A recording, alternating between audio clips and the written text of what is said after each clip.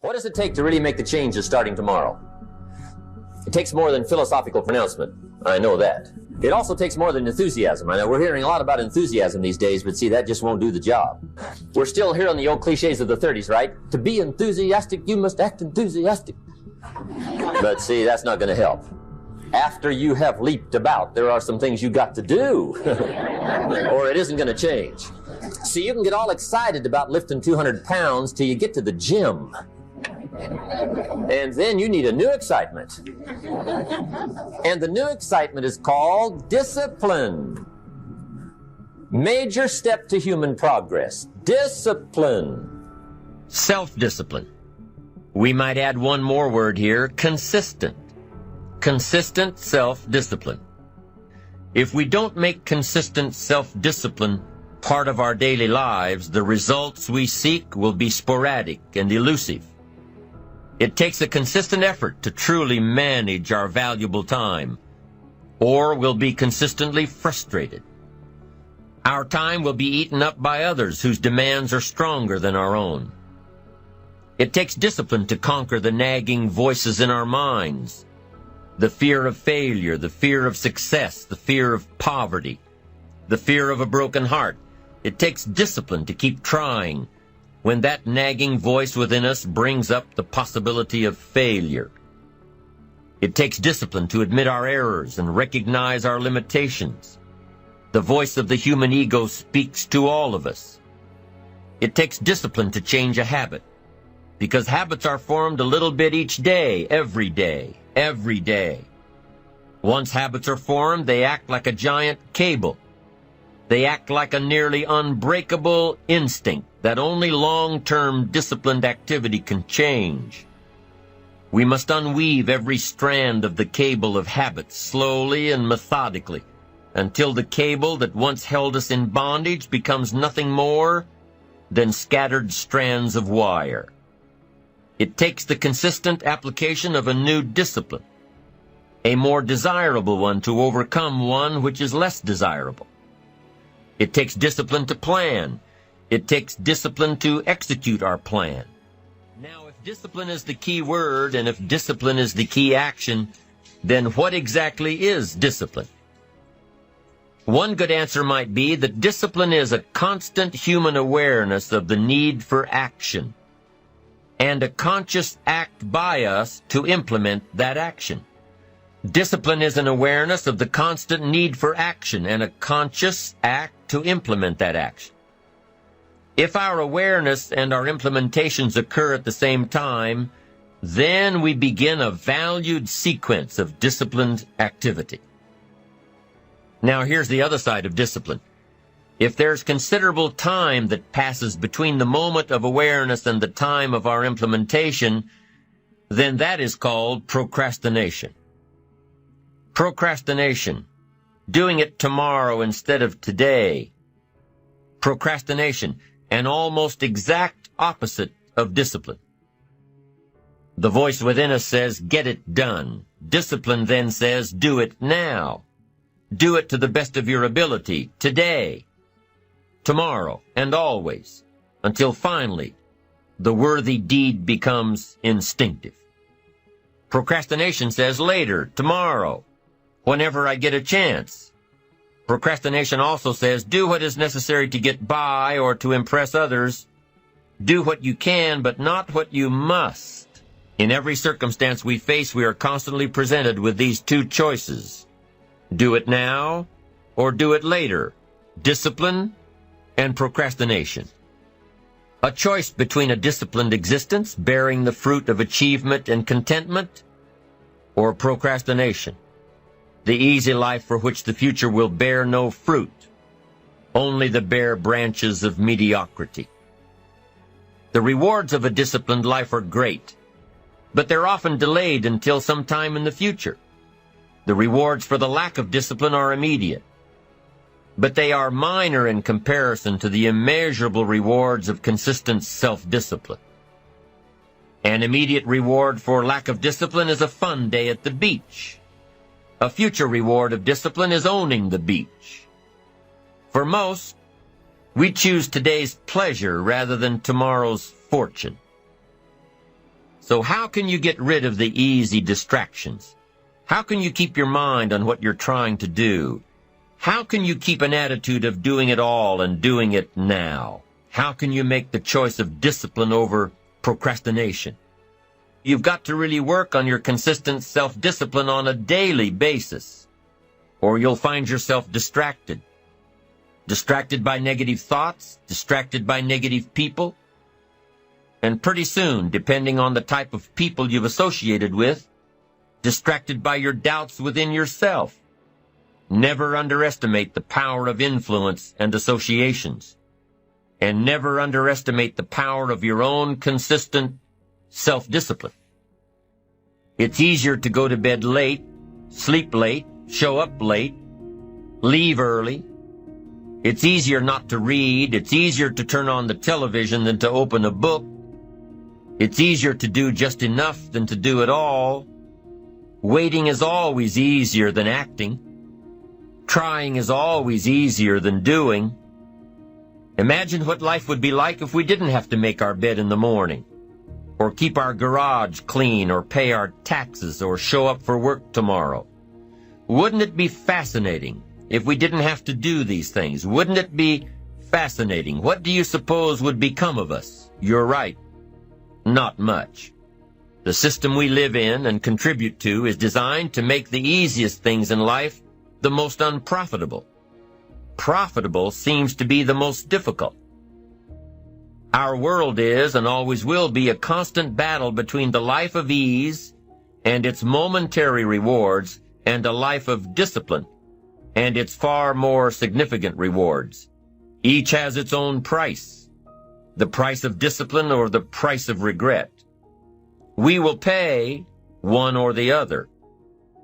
What we wish we had done is the voice of regret, speaking in a sorrowful tone at a time when there is no going back. This is regret.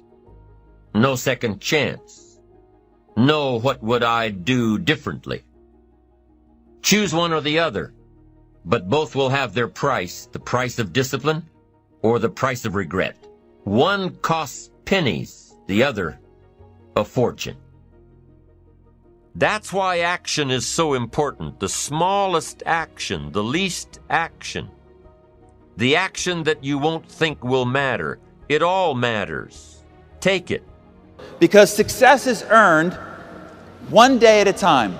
Every day you lift your head up off the pillow. You're going to decide whether that day you are a success or whether you are a failure. You're either moving forward or you're falling behind. It is one decision at a time. It is one phone call at a time.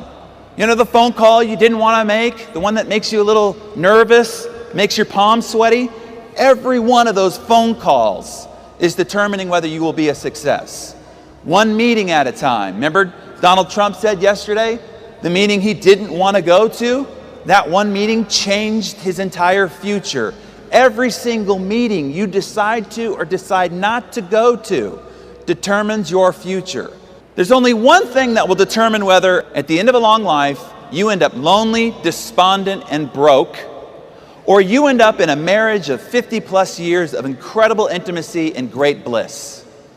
Only one thing will determine whether you get to send your children to the greatest universities in the world, or no matter what it is that they qualified for, they can't go because you can't afford it. Only one thing will determine whether you get to donate to your charity to your greatest heart's content, whether you get to travel the world in fantastic luxury. Your whole life comes down to one thing. What's the one thing?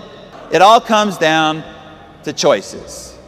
Right now, your whole life is nothing but the accumulated compound effect of the choices you've made up to this moment. Right now, your waistline is nothing but the accumulated compound effect of the choices you've made up to this moment. The size of your business, your bank account, the intimacy of the relationships in your life are all just an outcome of the compounded choices you've made up to this point. So if we're going to change the trajectory of your life starting today, starting right now, we've got to go to where the control factor of it all begins, and it all begins with choices. What choices? Because Because we're presented with hundreds of choices all day throughout the day. What choices matter the most? Anybody here ever been bitten by an elephant? Well, what about mosquitoes? Anybody ever been bitten by a mosquito? Bill Gates says this is the most deadly animal on the planet for the human species. And it's also one of the smallest. See, nature provides clues. It's the little things in life that will bite you and kill you. So is it true about your choices. When you take a look at the 7 billion people on the planet, a question I'm asked a lot is, we only get to pick 12 people to be on the cover of Success magazine out of 7 billion. And I'm asked, what do these guys do to become so successful? What separated them from everybody else? Well, let me tell you what they did not do, because this is what everybody thinks they did to get to the cover of Success magazine. Success is not a result of some heroic feats. Nobody you see on the cover of Success magazine did anything heroic. It is not because of some grand act of bravery. You know, you do not leap and hope that the net appears. Don't do that. That ends in calamity. And they didn't perform any quantum leap. It wasn't just right place, right time, as Trump said yesterday. Yes, luck plays a part, but it only plays a part after you've worked your butt off. So it wasn't any grand act of luck either.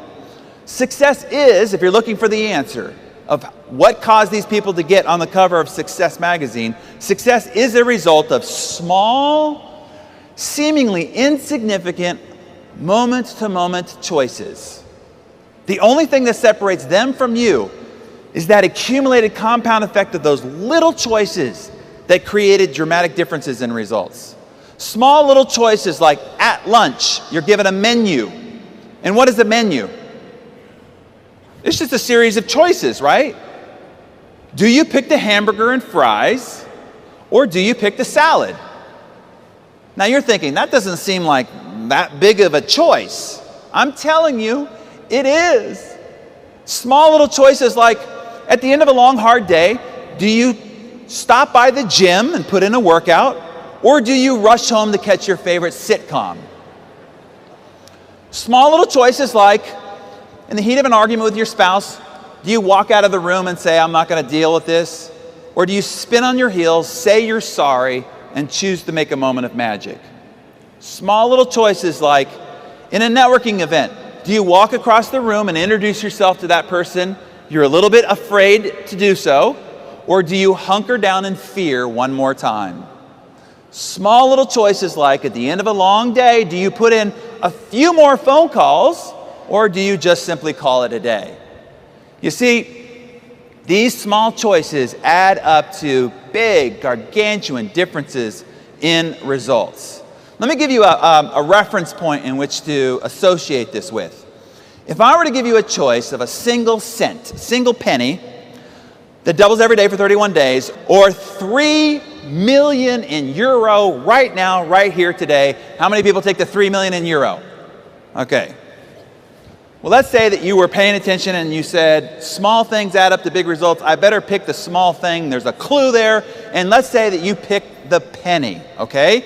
But your neighbor at home picked the 3 million euro in cash. So now we're going to start proceeding in life. We get 5 days down the road, and your measly penny is worth 16 cents, okay? While your neighbor has $3 million in cash, and you can hear the parties going on next door, right? When you get 10 days down the road, your penny has become €5.12. Not enough for a Happy Meal at McDonald's, right? But your neighbor is drinking champagne, eating caviar, having Robin Leach over for dinner, right? Now, we get 20 days down the road and your penny is still 5,242 euro, and they've got 3 million euro in cash and partying like a rock star. It's not until we get to day 31 that we see the dramatic outcome of this compounding penny, where your penny is turned into 10 million 737,000 against their paltry 3 million. Now, what you need to know about this is the reason why Einstein called compound interest the eighth wonder of the world. Because the math between day 1 and day 2 is exactly the same math between day 30 and day 31. Nothing's different. You just see the compound effect of it. And this is why I'm telling you right now this morning, compound choices are the eighth wonder of the success world. Because the same choice you make between day 1 and day 2 is exactly the same simple, small, easy choice at day 30 to day 31. But the outcome of those choices are dramatically different. Small, seemingly insignificant, positive choices create extraordinary results. So now, if all of this seems rather easy, why is it that people still fail and still make poor choices? Well, here's what I want to warn you of. There's 4 traps that you will face. Outside of this conference hall, these traps are on the ground. At home, these traps are on the ground. At the office, at the shopping center, these traps are on the ground. So I want to point them out to you so that you can go, whoa, I got to step around that. Because people with good intention step into these traps and then they get derailed and then they wonder why they end up with no results and so frustrated. So here's the first one. At the moment that you're making a choice, the consequences, the outcomes, or the results are invisible. It doesn't look like it's having any impact whatsoever. So you can get faked out. But I promise you, I could change your choices like that if I had the power to take the space-time continuum and collapse it. Meaning, if you made a choice right now, and I took the space-time continuum of that choice 15, 20 years out, and I collapsed it and showed you exactly what the outcome was, I promise you'd make a different choice. For instance, let's say at lunch, you did pick the hamburger and fries. And upon the first bite, your chest explodes and you drop to the ground in a heart attack. You'd probably lose the taste of hamburger really, really quick. One bite at a time. Simple as that. Or let's just say, you're out with your girlfriends. You didn't smoke, but they're encouraging you, like, have a smoke. And you try it, and you're like, put it down. That doesn't seem so bad. I don't know what everybody's talking about. But let's say I could take the space-time continuum of 20, 30, 40 years, and I could take your future self to talk to your current self about that choice. What would you say? Don't smoke another cigarette. But see, for decades, for years and years and years, it didn't look like anything was happening. It didn't look like anything was happening. And it wasn't until the last 4 or 5 years when the dramatic outcome of those choices made itself known. Or let's just say, you promised your spouse that you'd never go to bed angry. But tonight you're like, I just don't want to deal with this tonight. We'll talk about it in the morning. And you go and sleep in the guest bedroom. And I show you what that single choice looks like. And the next morning, you wake up to divorce papers, and you got to look your little girl in the eye and explain why you couldn't make a different choice. You see, every single one of these choices has what you can also call a butterfly effect. Y'all heard of the butterfly effect? Butterfly flaps its wings one part of the planet, and on the other side of the planet, there's a tsunami. This is what I'm telling you. One little itty-bitty choice over here, 10, 15 years later, and there's a tsunami in your life. Either positive or negative. So what do you do about this? Okay, what do you do about each of these positive choices you're now going to take? Well, the first thing you need to do is to just have patience. Even though you don't see the results in the moment, you have to know that the compound effect has been ignited. And every choice you make ignites it and fuels it. And it will stretch itself out over 10, 15, 20 years before it reveals its results to you. Second trap. When you start to change the trajectory of your life, that change is subtle and very, very deceptive. For instance, let's say that you're on a plane in Los Angeles, California, And that plane is headed towards LaGuardia Airport in New York. And while that plane is on the tarmac, its nose is pointed directly at LaGuardia. If the nose of that plane is off by only 1 degree, by the time that plane, 1 degree off, flies across the United States, it'll be 150 miles or 240 kilometers off its intended target, 2 states away. So here's what happens, okay? Here's what happens in people's lives. They're one day going along. 10, 15, 20 years down the road, they end up looking at themselves in the mirror going, what happened? How did I get so fat? How did I end up divorced? This is the person I said was the love of my life. How did I end up estranged from the people I said were most important to me in my life? Look, here's the reality. You might not have done anything really bad. You might have only been 1 degree off. And that 1 degree traveled over 10, 15, 20 years, and now you're 150 miles or 240 kilometers off your intended target. So what do you do about this? Well, a plane has what's called a gyroscope in the nose. So it keeps itself on track. So no matter what happens, weather, traffic, it's redirected, the computer keeps locking on to its intended target. So it can fly all the way across the country and then hit the exact runway it wants to over on the other side of the continent because it has a gyroscope. So I'm going to show you a gyroscope you can use for your life before we finish up here. But I have to warn you, life on the ground looks a little bit more like this. Standing atop a double black diamond ski run. And let's say the goal at the bottom of the hill is a comfy chair, warm fire, and a cup of hot cocoa, okay? And if you just run right at it, what's going to happen? Yeah, it's going to get ugly, right? So what happens is you start off, and then you get hit by a mogul. And the mogul just pushes you over in this direction. Now, a lot of people end up just skiing off the mountain, right? Instead, you have to adjust. And you ski a little bit, and you get hit by another mogul. And you're like, I see my goal, I have to adjust. So what I'm telling you is, you will be off track. Often. But the key is what? Get back on track. And the more time you spend off track, you'll spend more time coming back to the track. The difference between how long it takes for you to get from the top to the bottom will depend on how much time you spend off track. So the key is to get back on track. Here's the third trap, immediate gratification. And as a Western civilization, we are addicted to immediate gratification. We're trying to pleasure ourselves at every single moment. So let's say at the end of a nice meal, you're presented with a choice. Grandma's warm chocolate cake or a glass of water. What are you going to choose? Well, what do you get if you choose the chocolate cake? Joy.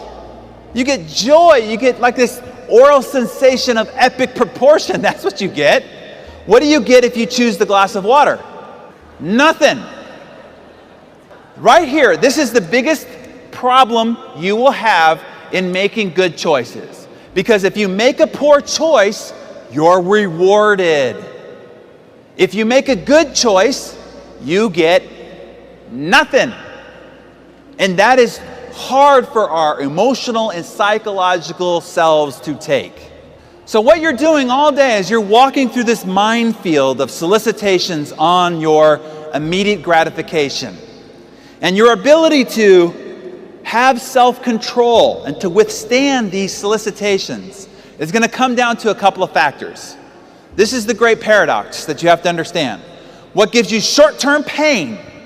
Having the glass of water, making the call you don't want to go to, going to the meeting you didn't want to go to, creates long-term pleasure. On the other side of this, what creates short-term pain, going to the gym, saying you're sorry, creates long-term pleasure. In life, you will suffer one of two pains: the pain of discipline or the pain of regret. And as Jim put it, he said, the pain of discipline weighs ounces. Picking up the phone, going to the meeting, saying you're sorry. But the pain of regret weighs tons. Bankruptcy, divorce, heartache, loneliness. So as you're out there making your choices, ask yourself, pain of discipline or pain of regret? And that'll help you along a little bit. When I asked Oprah about this, about how she tried to control some of her choices, she says, I realized that if I made a good choice, I didn't get anything. I didn't get to have the chocolate cake, right? She said, so I decided that instead what I did is I got a miracle, okay? So at least I felt like I got a miracle. She says, first of all, if I didn't choose the chocolate cake, it's a miracle. And she says, my whole goal throughout the day was to make miracles.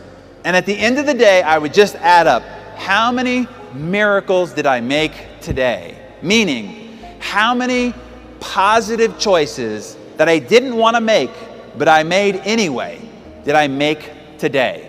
And if you start taking an account of when you choose short-term discipline versus long-term regret, then you'll be on the right track. The last trap is this. What's easy to do, and everything I've talked to you about here is easy to do. The actual process of success is easy to do. Emotionally, it's very difficult, but the process is easy to do. It's easy to eat an apple a day, walk around the block for your good health, say you're sorry, make a moment of magic, pick up the phone and make phone calls, write thank you letters, drink glasses of water. Oh, that's easy. That's the problem. It's also easy not to do. Because it's so easy, it's easily disregarded. You'll sit there and go, that's no big deal. And you won't do the easy things. And because you won't do the easy things, life will end up very hard for you. So realize there's a little bit of a trick in what's easy to do is the fact that it's also easy not to do. So I have a question for this intelligent audience. What do successful people and unsuccessful people have in common? Here's what they have in common, okay? They both hate to do what it takes to be successful. Successful people just do it anyway. Muhammad Ali, the great world champion boxing star, right? He said, I hated every early morning workout I ever had in my entire career, but I loved being world champion. You see, you don't have to like making prospecting calls. You don't have to like coming to the meeting. You don't have to like sitting here in the front row and agreeing with the speaker so that you're setting the example for everybody else. You don't have to like any of it, but you have to do it anyway. And when you do, you will separate yourself from everyone else. So get over the fact that you need to like it, okay? If we've got choices locked down, okay, I'm going to start making new choices. What has to happen after that? What has to happen after that is you got to get your butt off the couch, go out the front door, and make something happen. Behavior or action has to follow choices. Here's the biggest problem about your choices. 95% of the choices you make are unconscious. You're not even making a choice about it. You're literally sleepwalking through your day. Most of our behavior that we've developed over time is unconscious to us. So the first thing that we need to do to change your behavior is we got to bring your awareness back to the behavior that you need to change. So I'll tell you when I first learned this. When I was 20 years of age, I got into the real estate business. And the first year in business, I did really well. And I'm meeting with my CPA, the accountant, to figure out my taxes. And he's pushing all these buttons and the tape's going like this. And he's giggling, laughing, having a good old time while I'm sitting there waiting for his ultimate results. And at the end, he says, "Congratulations, son. You owe over $100,000 in taxes." I said, "I'm only 20 years old, right?" He's like, I don't have $100,000 just lying around. He's like, "Why? You earned several times that. Of course you set aside the money to pay your taxes." And I said, "Does this stupefied look indicate that I've saved the $100,000? And that's when he did a great favor. He pushed himself from his desk. He stood up and he pointed his finger at me and he said, "Son, you've got to stop it. I've seen this 100 times. You keep on this continued behavior, and you will dig your financial grave with your own wallet. You've got to get a grip. And then he put his finger on what has become the most powerful personal development tool I've ever discovered. He put his finger on a 50-cent notepad and he slid it across the desk. And he said, "Son, I want you to write down every single penny you spend for the next 30 days. He said, "I don't care if it's $2,000 for a new suit. You buy a pack of gum at the convenience store. You put 50 cents of air in your tires. You buy a round of drinks for your buddies. Everything goes on that notepad." And I said, "Yes, sir." And it wasn't but a week and a half after writing down everything that I was spending and then looking at it and went, oh my God, how money had just been pouring out of my pockets without me even knowing it. So I went from earning a lot of money to being worth a lot of money on the same amount of money because I changed my behavior and I didn't even know that my behavior was out of whack. So whatever you want to change, you want to change your diet? Start writing down everything you put into your face. You want to change your relationship with your spouse?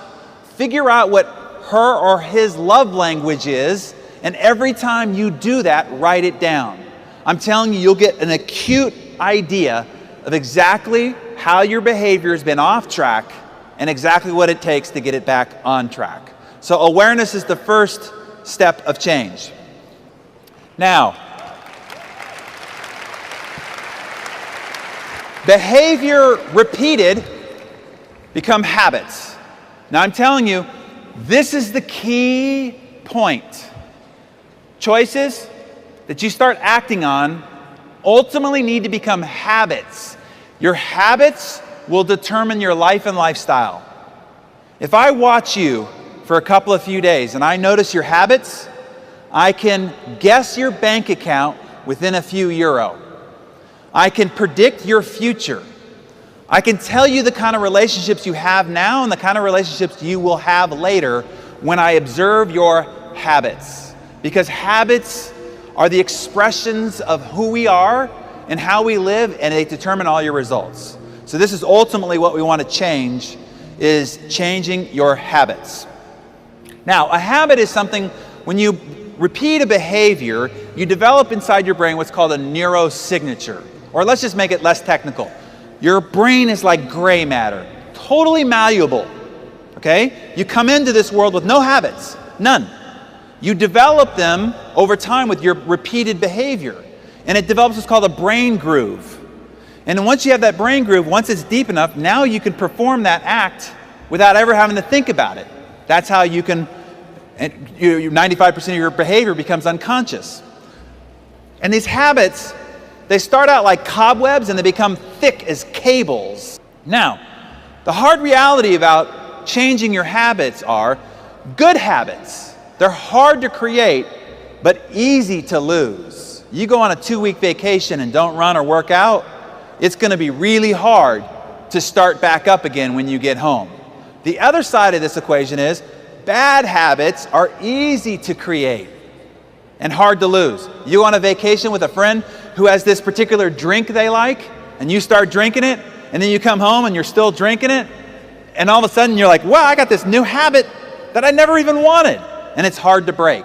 What happens here is, when you try to break one of the neurosignatures in your brain of a bad habit, it's as difficult as if you have substance abuse, drugs and alcohol, that you're trying to go through withdrawals to get over. As physical, emotional, and psychological, it'll be as painful as that. And ultimately, it'll take about 300 repetitions of not doing the previous bad habit and doing the new good habit so that this one weakens and this one strengthens. Now that you know it's not going to be easy and how long you've got to sustain a new habit, at least you won't get disillusioned, okay? And the reality is that willpower will not work. Why is it that we have the biggest diet industry in the history of humanity, and yet as a species, we are more fat than we've ever been in the history of humanity? How can those two things exist simultaneously? And the reason is, they all rely on willpower, and willpower will not work. So instead, what I want to encourage you to find is what's called why power. So imagine I took a 300-foot steel beam and I laid it across the concrete floor here. And I said, hey, if you just walk on top of the beam from one side to the other, at the other I'll give you 20 euro for walking on top of it. How many people would do it? Yeah, easy 20 euro, no big deal. But what if I took that 300-foot steel beam and I put it atop two 100-story buildings? And now I said, if you walk on top of the beam from one side to the other, I'll give you 20 euro. How many people would do it now? But what if on the other building is your child and the building is on fire, and if you don't go across that beam, they will perish and die right before your eyes? How many people will go across that beam now? Now, I just want you to observe something here, okay? The first time I asked you, you said, no way, no how. The risk, the danger's too great. Why would I ever do that? The second time I asked you, you shot your hand up, and I didn't even offer you 20 euro. The difference was the reason why to do it. Here's what I want you to get. When your reason why is urgent enough, important enough, critical enough, where you have a white, hot, burning desire to get to the other side, no danger, no risk, nothing can stop you. In order for you to achieve the kind of goals that you're capable of achieving, what's stopping you is you don't have enough reasons that are urgent, powerful, and compelling enough to have you overcome any danger, risk, or fear that you've got to getting there. And you will need this why power to sustain the changing of your habits. Now I want to give you one last strategy. I get asked all the time after this, is there any way to speed this up a little bit? And the reality is, time has to take its course. But there is one strategy that can accelerate your success, okay? That can get you far beyond the pack, to have you break out from the peloton, so to speak. And here's what it is. I learned it when I first got into real estate. I went to a seminar. It's kind of a theme there. And I was the only guy that asked the lecturer to lunch. And so we went to lunch, and I sat down with him, and I'm only 20 years of age right now, okay? And I'm in the real estate business and just getting started. And I said, tell me what I got to do to be successful. I says, I'm willing to do anything. He says, are you really, really willing to do anything? I said, I'm willing to do anything. He says, then I'm going to give you the ultimate key to your success. I'm like, I'm ready. He said, go fail. I said, what do you mean go fail? He said, yeah, go fail fast, go fail a lot, and go fail really big. And I thought, man, isn't the whole idea of success avoiding failure? And he said, no, it's quite the opposite. The key to your success is your failure. And then he gave me this quote from Thomas Watson, who used to be the president of IBM, where he said, your key to success is massive failure. Now, don't just hear that as some motivational line. Let that marinate on your brain a little bit. The key to success is massive failure. What if that's true? Now, based on the look on your faces, same look I had on my face, okay? So he explained this to me a little bit. He took a cocktail napkin and he drew out this analogy. He said, look, on one side of the pendulum is joy, love, happiness, and success. The other side is pain, rejection, sadness, and failure. He says, look, if you just stand still, you won't experience any pain, rejection, sadness, and defeat, but you won't experience any joy, love, happiness, and success either. He says, you can't live under a bridge. Eventually, you got to go and mix amongst people. So what ends up happening is people are only willing to experience so much rejection and so much pain and so much defeat, and so they only experience so much joy, so much love. And they end up just operating in what is called this comfort zone. And if anything is outside that comfort zone, they're like, oh, no. And they just stay right here in this comfort zone. But they complain, why don't I have more success? Why don't I have more love? Why don't I have more happiness in my life? He said, so you can't push the pendulum on the side of success. He said, the only side of the pendulum you can control is the side of pain, rejection, sadness, and defeat. So your job is to go push the pendulum as high, as wide, and as fast as you can on the side of pain, rejection, sadness, and defeat. He says, I promise you, it'll swing in equal proportion on the other side. Now, even to this day, if I get to the end of the month and I've not had some embarrassing defeat, rejection, or failure, I'm mad at myself. Why? Because I want more success than I have right now. Well, what is the key to that? More failure. So all you cushy, comfy, successful circle of champions, now's the time to push that pendulum even higher and wider. More failure, more defeat, more rejection. I want you to change your mindset about failure, about rejection, about defeat. I want you to learn to love it. You see, when you turn fear into fun, fear no longer has a grip on you. The only thing stopping you from being more successful, from realizing your potential, because your potential is so much greater than your current life, the only thing stopping you is fear. It's fear. And when you turn fear into fun, you release that potential. You are unstoppable. Nothing can stop you. Because here's what happens. What you resist persists. What you step into dissipates. Once you step into the thing you once feared, it dissipates. And now you can finally live up to the potential that you were been given by God, but are not living as you were meant to live. At the end of every day, that's the question I ask myself. Did I do something today that scared me? Because if I did, I pushed that pendulum just a little bit, and I'm going to see the reward on the other side of that swing.